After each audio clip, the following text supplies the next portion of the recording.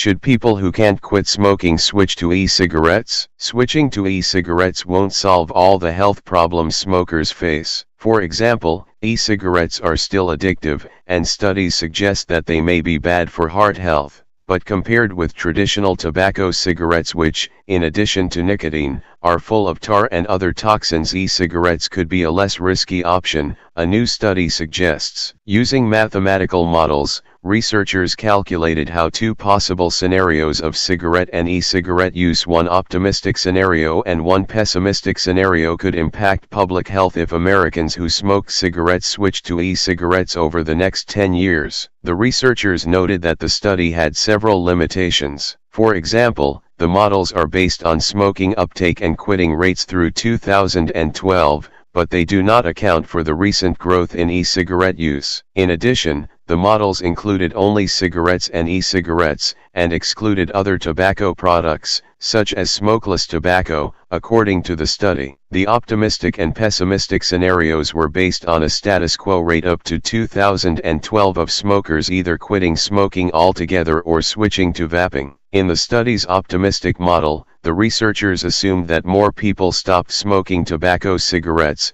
primarily switching to e-cigarettes, and that the current scientific understanding that e-cigs aren't quite as bad as cigarettes holds true. In that optimistic model, the researchers found that 6.6 million premature deaths could be avoided in the U.S., according to the study, which was published yesterday, October 2, in the journal Tobacco Control. Though one of the study authors has worked with both Pfizer and Johnson & Johnson, two manufacturers of smoking cessation medications, this particular study was funded by the National Institutes of Health and did not receive any industry money, according to a statement. In the study's pessimistic model, the researchers assumed that fewer people gave up smoking than are doing so under the current rate, and that the health risks of e-cigarettes turned out to be worse than scientists' current understanding. In this case, only 1.6 million premature deaths were avoided. The findings support a policy strategy that encourages replacing cigarette smoking with vaping to yield substantial life-year gains compared with cigarette smoking,